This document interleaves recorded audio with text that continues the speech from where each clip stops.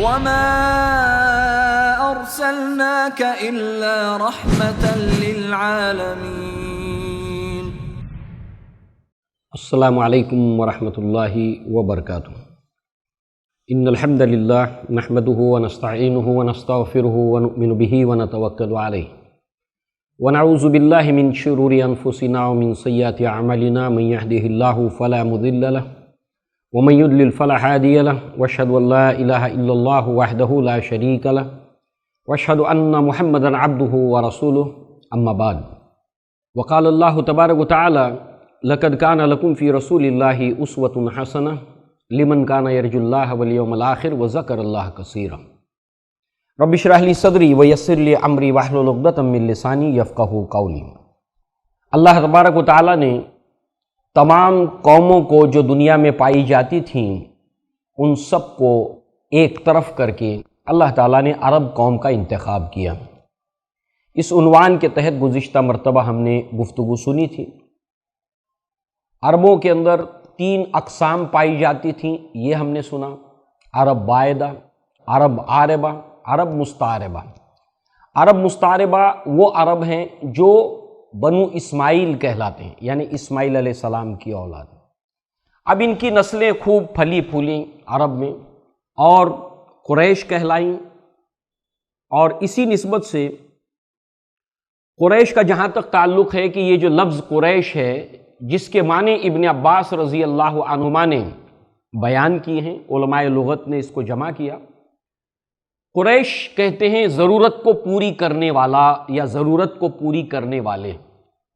اب یہ جو قریش وجہ تسمیہ ہے، ضرورت کو پوری کرنے والے، جتنے بھی حاجی حج کرنے کے لیے مکہ میں آتے تھے تو ان کی جملہ ضروریات یہ لوگ پوری کرتے تھے. اس نسبت سے یہ نام ان کا قریش ہے، وجہ تسمیہ، ان کے قریش ہونے کی وجہ. دوسرے ابن عباس رضی اللہ عنہما کہتے ہیں کہ قریش جو ایک سمندری جانور ہے اور وہ تمام سمندری جانوروں کا سردار ہے، اس نسبت سے قریش انسانوں کے سردار ہیں، یعنی قائد ہیں، قیادت ہے ان کے پاس.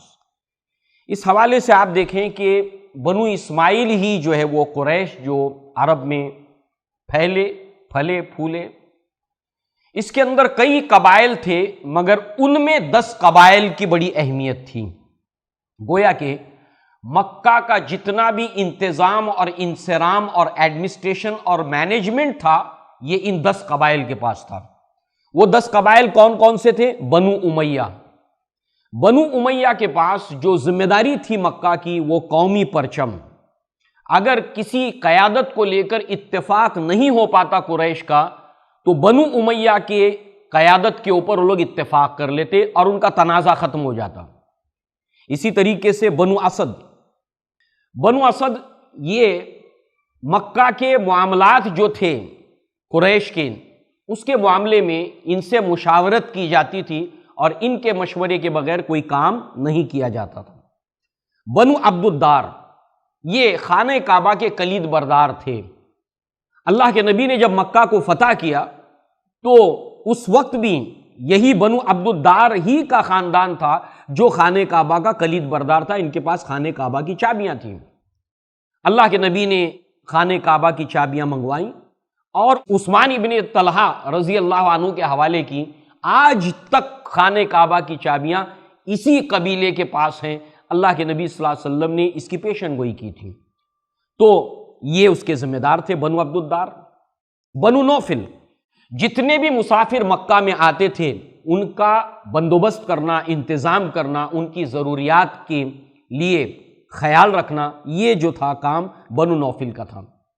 اسی طریقے سے بنو تیم، مکہ کے اندر کوئی قتل ہو جائے، کوئی لڑائی جھگڑا ہو جائے، کوئی تنازع ہو جائے تو اس کا جو بھی نقصان ہوتا تھا جانی مالی عزت آبرو کا، تو اس کا جو فیصلہ جرمانہ اور دیت طے کرتے تھے وہ بنو تیم طے کرتے تھے، اور اسی قبیلے سے ابو بکر صدیق کا تعلق تھا.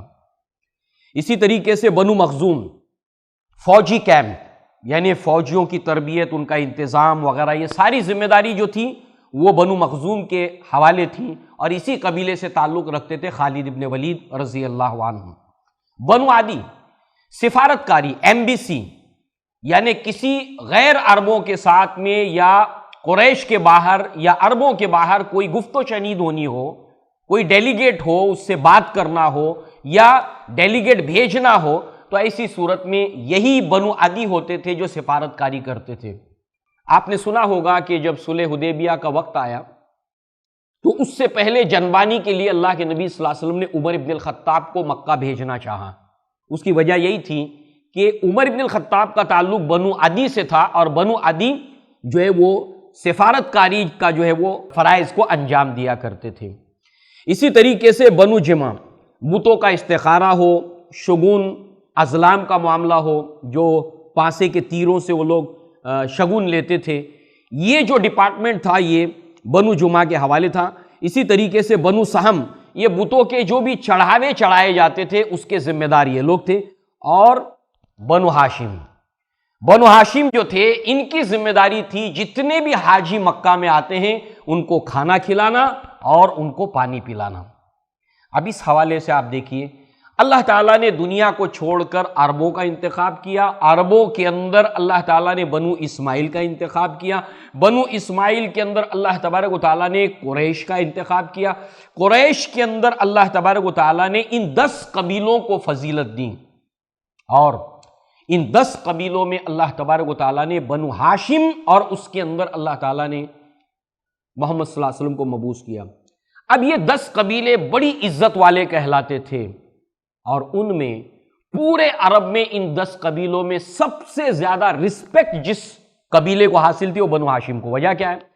اس لیے کہ حاجی مکہ میں آتے تھے، وہ حج کرتے تھے، ان ایام کے اندر انہیں کھانا کھلانا، ان کو پانی پلانے کا جو انتظام تھا وہ اللہ کے نبی صلی اللہ علیہ وسلم کے قبیلے بنو ہاشم کے پاس تھا۔ تو جب یہ حاجی اس بہترین انتظام کو دیکھتے، اچھے سے اچھے کھانے کھاتے، پانی پیتے اس ریگستان میں جو ایک بہت بڑی نعمت غیر مترقبہ ہوتی تھی، لہٰذا جو ہے جب یہ اپنے اپنے قبیلوں میں لوٹ جاتے عرب کے اندر، تو پھر جو ہے وہ بنو ہاشم کے لیے جو ہے وہ ان کے دلوں کے اندر عزت بھی ہوتی ہے اور ان کا چرچا بھی ہوتا۔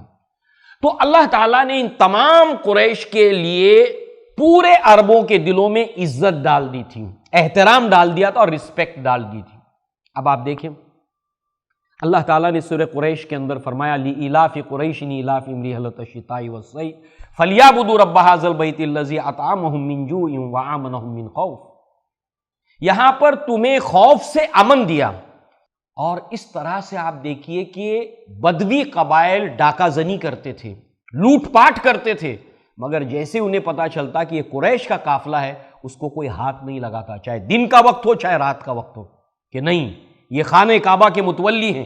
اللہ تعالیٰ نے اس نعمت کا ذکر کیا کہ تمہیں جو پورے عرب کے اندر عزت حاصل ہے وہ کس وجہ سے ہے؟ اللہ کے گھر کی وجہ سے ہے، خانہ کعبہ کا متولی ہونے کی وجہ سے ہے۔ لہٰذا اس اللہ کے گھر کے جو ہے وہ رب کی، یعنی اس گھر کے رب کی عبادت تم کرو۔ اس حوالے سے اللہ تعالیٰ نے قریش کے لیے تمام لوگوں کے دلوں میں عزت پیدا کر دی تھی عربوں کے، اور اسی لیے اللہ کے نبی نے یہ ایک حقیقت بیان کی۔ ابو ہریرہ اس کے راوی ہیں، الناس تبع لقریش فی ھذا الشان مسلمہم تبع لمسلمہم وکافرہم تبع لکافرہم، کہ لوگوں کے اندر قریش کی یہ شان ہے کہ لوگ ان کی اتباع کرتے ہیں، لوگ ان کی پیروی کرتے ہیں، لوگ ان کو فالو کرتے ہیں۔ ان کے اندر کافر جو ہیں وہ کافر قریش کو فالو کرتے ہیں، اور ان میں جو مسلمان ہیں وہ مسلمان قریش کو فالو کرتے ہیں۔ جب ثقیفہ بنو سعدہ کے اندر اختلاف ہوا مدینہ کے اندر، انصار کہنے لگے جو ہے وہ خلیفہ ہمارے یہاں سے ہوگا، اور اس بات کو لے کر جب تنازع ہونے لگا، اس وقت ابوبکر صدیق نے یہی دلیل دی تھی عامۃ من القریش، کہ قیادت قریش کے پاس ہوگی، کیونکہ آپ نے اس کی حکمت بیان کی کہ پورے عرب قریش کے علاوہ کسی کی قیادت کو ایکسپٹ نہیں کریں گے۔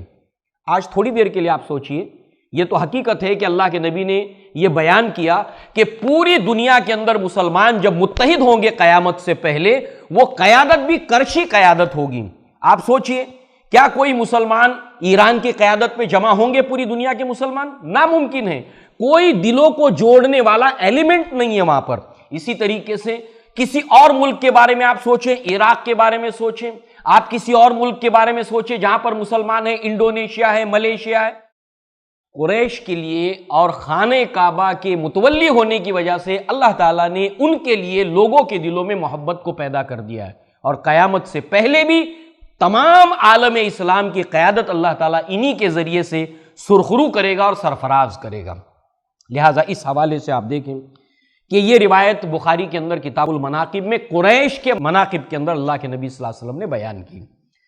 لہٰذا اللہ تبارک و تعالیٰ نے عربوں کے اندر قریش کو جو فضیلت دی، اور قریش میں اللہ تبارک و تعالیٰ نے بنو ہاشم کو جو فضیلت دی، اب دیکھیے کہ جیسے جیسے اللہ کے نبی کی ولادت اور نبوت کا زمانہ قریب آتا ہے، ویسے ویسے اللہ کے نبی کا یہ خاندان بنو ہاشم اور زیادہ ہائی لائٹ ہو کر دنیا کے سامنے آتا ہے۔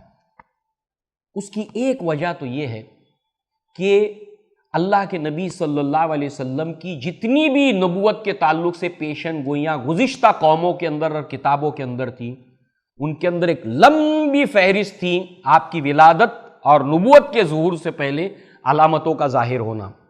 مثال کے طور پر سلمان فارسی کو وہ نصارہ کا جو راہب تھا، اس نے پیشن گوئی کرتے ہوئے بتایا تھا کہ آخری نبی کا ظہور ہونے کا وقت قریب آ چکا ہے۔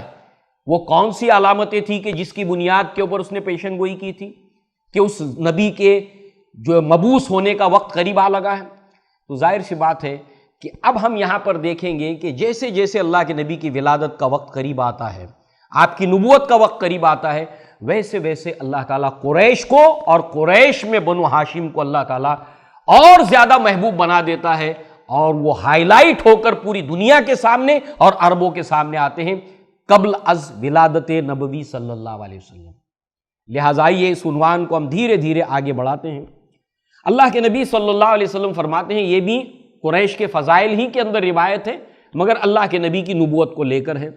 ان اللہ عز و جل اصطفیٰ کنانہ من ولد اسماعیل علیہ السلام، اللہ تعالیٰ نے اسماعیل علیہ السلام کی نسل سے بنو کنانہ کو چنا، اسماعیل علیہ السلام کی نسل میں بنو کنانہ کو چنا۔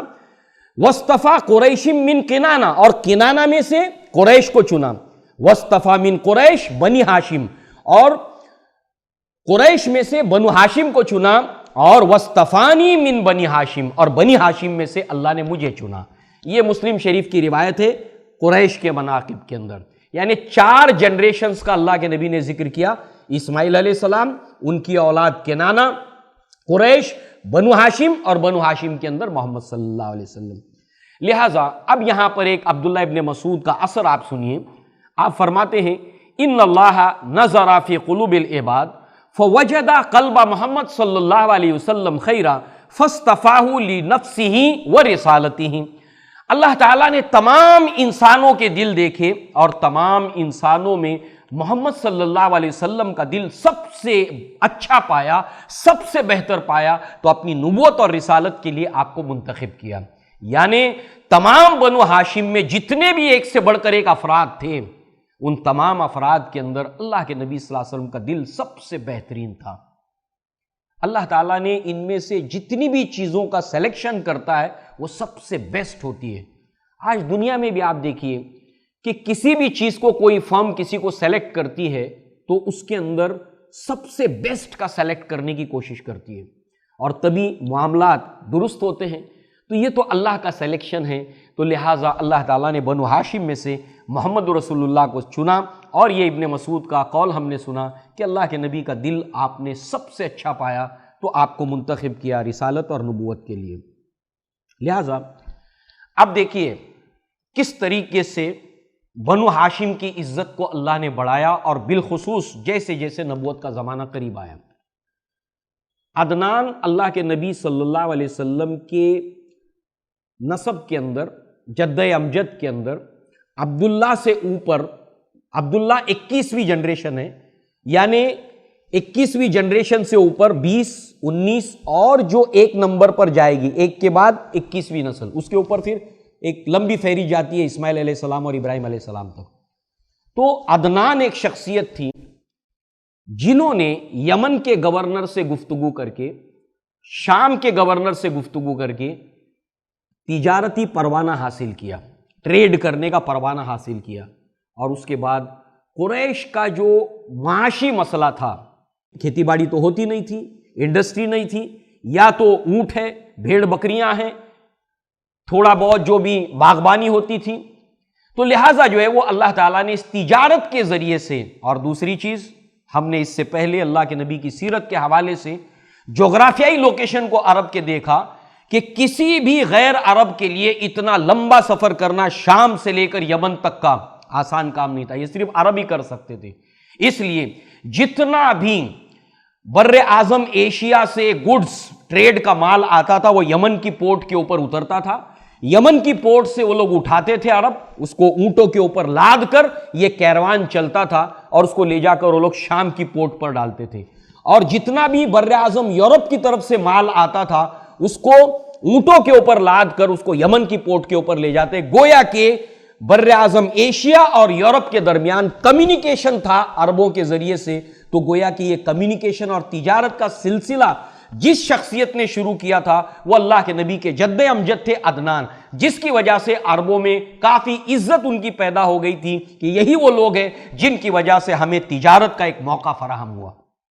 اسی طریقے سے ہاشم، اللہ کے نبی صلی اللہ علیہ وسلم کے بہت قریبی یہ رشتہ ہے، اس لیے کہ اللہ کے نبی کے جو دادا ہیں عبد المطلب کے یہ والد ہیں ہاشم، عبد المطلب کے والد ہیں ہاشم، یعنی اللہ کے نبی کے پردادا ہیں ہاشم۔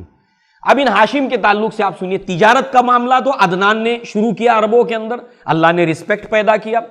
اب ہاشم کا معاملہ سنیے، ہاشم کا نام اصل میں ہے عمر، ان کا اصل نام ہے عمر، مگر ہاشم نام کیسے پڑا؟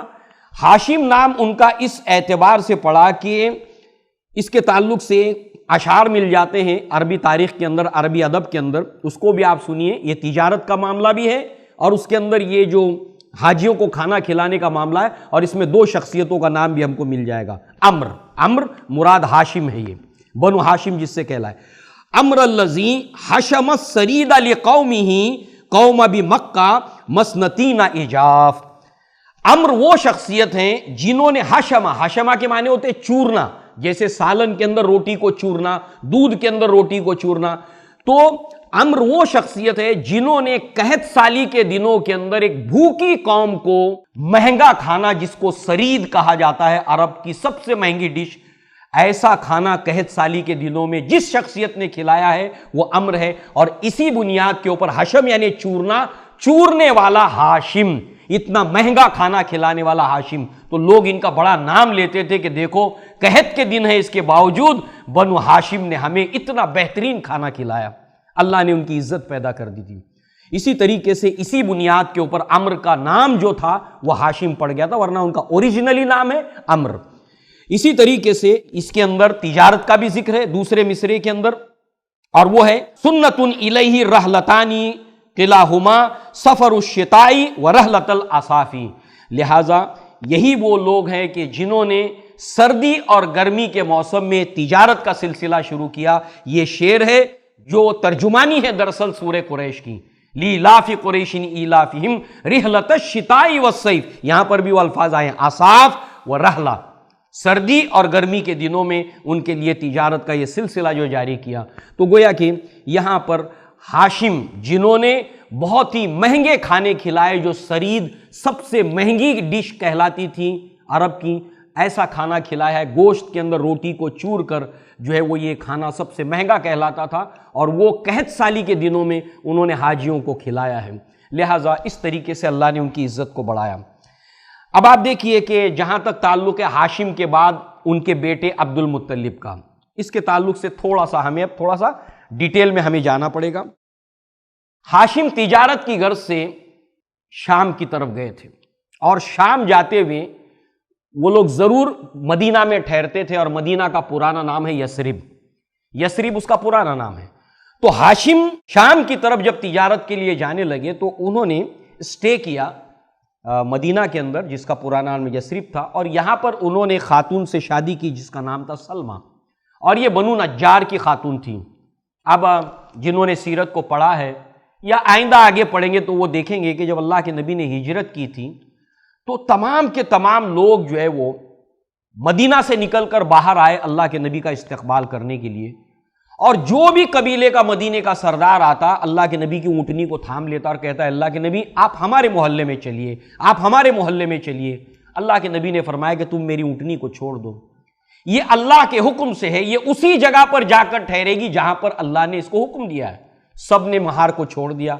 اب اونٹنی چلتے چلتے مدینہ کے اندر اس محلے میں جا کر بیٹھ گئی جو بنو نجار کا محلہ ہے، اور بنو نجار ہی کے اندر ہاشم نے نکاح کیا تھا سلمہ نامی خاتون سے۔ تو ہاشم اور سلمہ سے جو اولاد پیدا ہوئی ان کا نام رکھا گیا شیبہ۔ شیبہ کیوں نام رکھا گیا؟ اس لیے کہ پورے سیاہ بالوں میں تھوڑے سے سفید بال تھے۔ سورہ مریم کو آپ نے پڑھا ہوگا، اس میں زکریا علیہ السلام اللہ سے جو کلام ہے ان کا، اللہ سے دعا کرتے ہوئے وہ کہتے ہیں اولاد کا سوال کرتے ہوئے کہ وشتعل الراس شیبہ، کہ میرے بالوں میں سفیدی آ گئی ہے، تو بالوں کی سفیدی کو شیبہ کہتے ہیں۔ تو یہ جو بچہ پیدا ہوا تھا پورے سیاہ بالوں کے اندر تھوڑا سا حصہ سفید تھا، اس بنیاد پر اس بچے کا نام شیبہ رکھا گیا۔ اب کسی کو معلوم نہیں، ہاشم کا انتقال ہو گیا، واپس وہ لوٹ ہی نہیں پائے، بچے کا ولادت ہو چکی ہے۔ تو بعد میں اللہ کے نبی صلی اللہ علیہ وسلم کے جد امجد میں مطلب نامی شخص تھے، جنہیں پتا چلا کہ میرے بھائی ہاشم کی کوئی اولاد مدینہ میں ہے، یعنی یثرب میں ہے، لہٰذا یہ جب وہاں پہنچے ہیں تو بات صحیح ثابت ہوئی، لہٰذا انہوں نے مطالبہ کیا کہ یہ شیبہ کو میرے ساتھ آپ بھیج دیں، میرے بھائی ہاشم کے بیٹے کو۔ تو انہوں نے بھیجنے سے منع کیا، لہٰذا انہوں نے کہا کہ اللہ کے گھر کی جو ذمہ داری ہے وہ میرے بعد یہ بچہ ادا کرے گا۔ تو جب اللہ کے گھر کا حوالہ دیا گیا تو اس بچے کو آپ کے ساتھ دے دیا، لہٰذا مطلب اس بچے کو لے کر، ہاشم کے بچے کو لے کر اونٹ کے اوپر جب انٹر ہوتے مکہ کے اندر، جو کوہان ہوتا ہے اونٹ کا، سامنے جو ہے وہ یہ بچہ بیٹھا ہے اور جو ہے وہ مطلب ان کے جو چاچا ہے وہ بیٹھے ہیں۔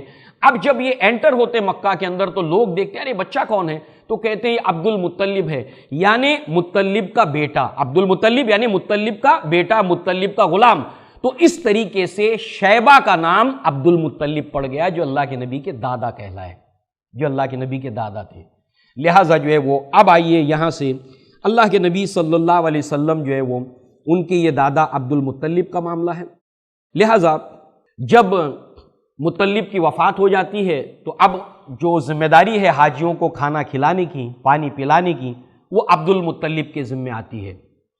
اب جو ہے وہ انہوں نے اس ذمہ داری کو بخوبی انجام دیا، اپنے جو خاندان کی روایت کو نباہ کرتے ہوئے۔ عربوں میں آپ کا کافی چرچا ہوا، جیسے عدنان کا ہوا، جیسے ہاشم کا ہوا، ایسے عبد المطلب کا بھی چرچا ہوا۔ لہٰذا بالخصوص جو ہے وہ جب انہوں نے چارج کو سنبھالا ہے عبد المطلب نے، تو قریشی کی ایک شاخ بنو نوفل نے ان کے ساتھ تنازع کیا، حرم کے اندر بیٹھنے کی جگہ کے اوپر انہوں نے غاصبانہ طور پر قبضہ کیا۔ اس کو لے کر تنازع جب ہوا تو عبد المطلب نے قریش کے تمام بڑے بڑے جتنے بھی قبیلے ہیں ان سے اس کی فریاد رسی کی کہ یہ غاصبانہ طور پر بنو نوفل نے حرم میں جو ان کے بیٹھنے کی جگہ ہے اس کے اوپر قبضہ کیا ہے۔ تو انہوں نے یہ کہا کہ یہ آپ کا رشتہ داری کا معاملہ ہے، تو لہٰذا اس حوالے سے ہم آپ کے معاملے میں دخل نہیں ہو سکتے، ہم انٹرفیئر نہیں کر سکتے، آپ دونوں رشتہ دار ہو، آپ اس کو سارٹ آؤٹ کرو۔ کسی نے ساتھ نہیں دیا۔ تو اس وقت جو ہے وہ عبد المطلب جو شیبہ ہیں انہوں نے اپنے ماموں کو مدینہ کے اندر، یثرب کے اندر خط لکھا، اشعار لکھے اور یہ اپنے معاملات کو بتایا۔ اس وقت 80 افراد کو لے کر جو ہے وہ ان کے ماموں ابو سعد وہ آتے ہیں ہتھیاروں سے لیس ہو کر، اور شہر سے باہر نکل کر ابتح مقام کے اوپر، جہاں سے عمر بن الخطاب نے ہجرت کی تھی، لہٰذا ابتح اس مقام کے اوپر وہ لینے کے لیے جاتے عبد المطلب ان کو، اور کہتے پہلے گھر چلیے، تھوڑا کھا پی لیجئے کچھ۔ کہا نہیں، میں جب تک تمہارے معاملے کو بنو نوفل سے سیٹل نہ کر دوں اس وقت تک گھر نہیں جاؤں گا۔ یہ تھی خصوصیات عربوں کی۔ لہٰذا وہ فوراً حرم میں جاتے ہیں، بنو نوفل کے جو نوفل جو ہیں شخص وہ بیٹھے ہیں، ان کے ساتھ میں گفتگو کرتے ہیں، معاملے کو سیٹل کرتے اور کہتے ہیں کہ تلوار کو بے نیام کرتے اور کہتے اگر تم نے یہ جگہ واپس نہیں کی تو اس تلوار کو میں تمہیں جو ہے وہ پیوست کر دوں گا تمہارے جسم میں۔ تو اس پر جو نوفل کہتے کہ میں نے تمہیں یہ جگہ واپس دے دی۔ اس کے بعد میں ابو سعد تمام قریش کے لوگوں کو گواہ بناتے ہیں کہ دیکھو انہوں نے اس بات کا عہد کیا ہے۔ پھر اس کے بعد وہ وہاں پر عمرہ کرتے ہیں، اس کے بعد 3 دن قیام کر کے مدینہ واپس لوٹ جاتے ہیں، معاملہ سیٹل ہو جاتا ہے۔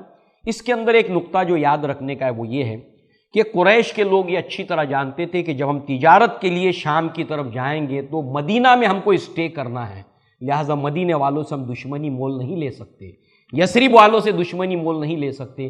اس طریقے سے اللہ تعالیٰ نے اللہ کے نبی کے خاندان کے رعب کو اور زیادہ قائم کر دیا کہ ان کو مکہ کے علاوہ مدینہ یعنی یثرب سے بھی سپورٹ حاصل ہے، لہٰذا اللہ نے اور مزید آپ کے رعب کے اندر اضافہ کر دیا۔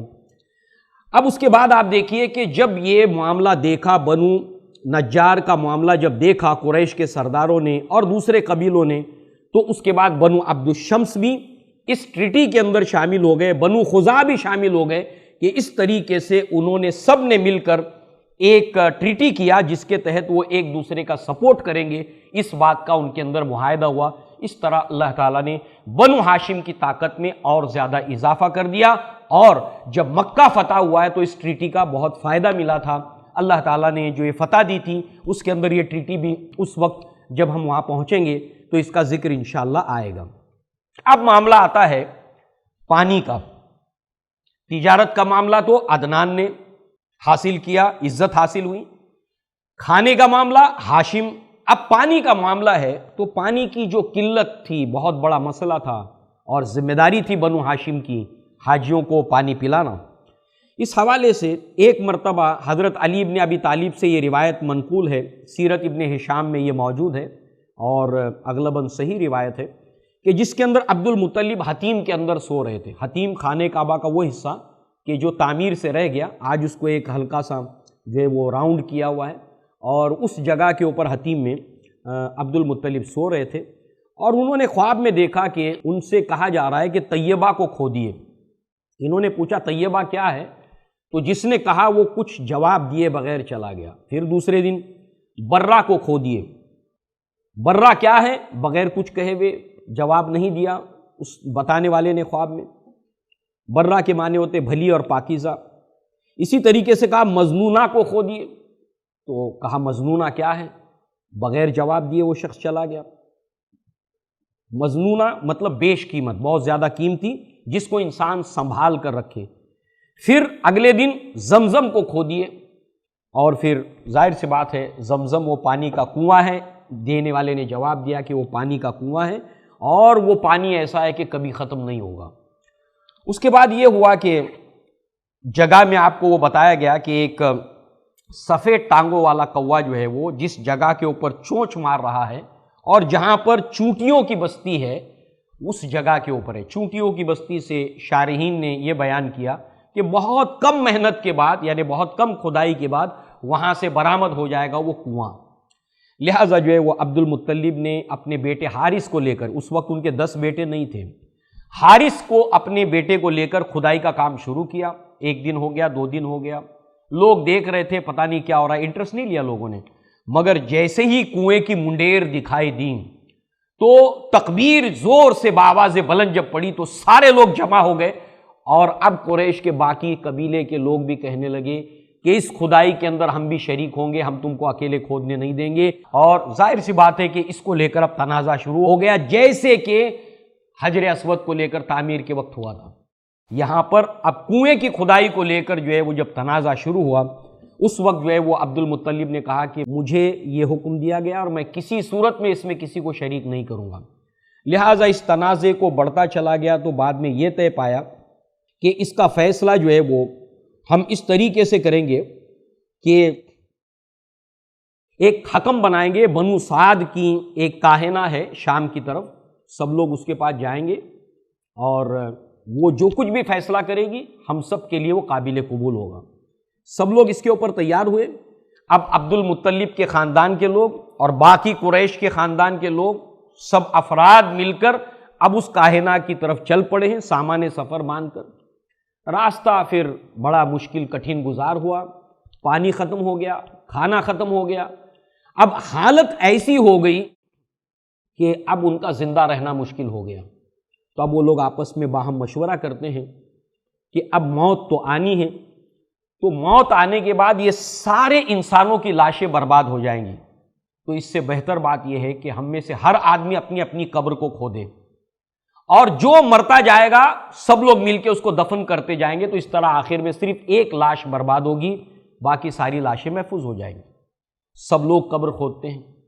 پھر عبد المطلب کہتے ہیں کہ ایسے مرنے سے بہتر ہے پانی کو تلاش کرو، کوشش کرو، اور اس وقت جب وہ لوگ اٹھتے ہیں تو عبد المطلب اپنی اونٹنی کو جیسے ہی اٹھاتے وہاں سے پانی کا فوارہ پھوٹ پڑتا ہے، اور وہاں پر سارے جانور، سارے انسان جو لوگ قافلے میں موجود ہیں پانی پیتے ہیں، اور اس وقت وہ لوگ کہتے ہیں کہ ہم نے خامخواہ تمہارے ساتھ تنازع کیا، یہ کام تمہارا ہی ہے، ہم تمہارے ساتھ تنازع نہیں کریں گے، ہم اس خاتون کے پاس، کاہنہ کے پاس نہیں جائیں گے، اور یہ ذمہ داری ہم جو ہے وہ تمہارے معاملے میں ہم مداخلت نہیں کریں گے۔ اس طریقے سے تنازع ختم ہوا، یہ لوگ واپس آئے، اور پھر وہ کنواں کھودا گیا جو زمزم کا پانی جہاں سے نکلتا تھا، اور اس طریقے سے اللہ تعالیٰ نے عبد المطلب کی عزت میں اور اضافہ کر دیا۔ تمام قریش کے لوگ جو ان سے تنازع کر رہے تھے، ان کے دل میں اللہ تعالیٰ نے بنو ہاشم کے لیے عزت پیدا کر دی۔ یہ وقت بالکل نبی صلی اللہ علیہ وسلم کی ولادت کے قریب ہونے کا وقت ہے، جب تمام عرب اور قریش کے لوگوں کا دل بنو ہاشم سے اسباب اللہ نے ایسے پیدا کیے کہ وہ جڑتا چلا جا رہا ہے۔ اللہ تعالیٰ وہ ہستی ہے، اذا اراد اللہ شیئا حیا اسبابہ، اللہ تعالیٰ جب کسی چیز کا ارادہ کرتا ہے تو اس کے لیے اسباب پیدا کر دیتا ہے۔ تو اللہ تعالیٰ نے بنو ہاشم کی عزت میں 4 چاند لگا دیے۔ اللہ تعالیٰ نے اپنے نبی کو سراج کہا، قمر کہا، اور جیسے سورج نکلنے سے پہلے اس کے اطراف کے اندر لالی چھا جاتی ہے، روشنی چھا جاتی ہے، ایسے ہی اللہ کے نبی کی ولادت سے پہلے آپ کے خاندان کے اندر گویا کہ ایک ایک شخصیت نمایاں اور روشن ہو کر سامنے آنے لگی۔ اس کے بعد انشاءاللہ العزیز اللہ کے نبی صلی اللہ علیہ وسلم کی ولادت کا معاملہ ہے۔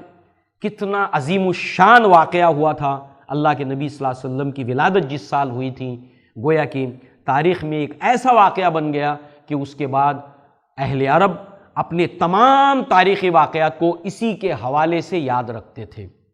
انشاءاللہ اللہ کے نبی صلی اللہ علیہ وسلم کی اس سیرت کے اس سلسلے کو آگے ہم جاری رکھیں گے۔ انشاءاللہ اگلی قسط میں جو باتیں ہم سننے والے ہیں اس کے اندر اللہ کے نبی صلی اللہ علیہ وسلم کے دادا نے ایک نظر مانی تھی، جس وقت قریش نے ان کے ساتھ تنازع کیا زمزم کی کھدائی کو لے کر، اس وقت ان کے بیٹے حارث ان کے ساتھ تھے، تو انہوں نے محسوس کیا کہ ان کے اور بھی اگر بیٹے ہوتے تو قریش ان کے ساتھ ایسا نہیں کر پاتے، لہٰذا انہوں نے اللہ سے نظر مانی کہ اے اللہ اگر تو مجھے 10 بیٹے دے تو ان میں سے ایک میں تیری راہ میں قربان کروں گا۔ لہٰذا اللہ تعالیٰ نے انہیں یکے بعد دیگرے 10 بیٹے دیے۔ انہی بیٹوں میں ایک بیٹے تھے عبداللہ جو اللہ کے نبی صلی اللہ علیہ وسلم کے والد تھے۔ لہٰذا اب یہ واقعہ جو قربانی کا ہے، ایک بیٹے کو قربان کرنے کا ہے، لہٰذا یہ واقعہ بھی ہم اگلی مرتبہ سنیں گے۔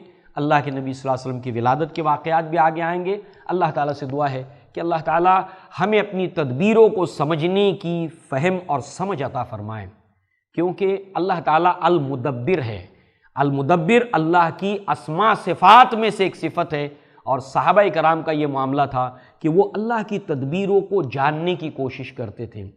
ہے اسی قرآن میں ابتر کے جہاں کی تعلیم، بنایا جس نے مسلمان کو میں و پروین کا امین، تن بتقدیر ہے آج جن کے عمل کا انداز، تھی نہا جن کے ارادوں میں خدا کی تدبیر۔ صحابہ کرام اللہ کے پلاننگز کو سمجھنے اور پڑھنے کی کوشش کرتے تھے، جاننے کی کوشش کرتے تھے، اس لیے ان کا توکل اللہ کے اوپر مضبوط تھا۔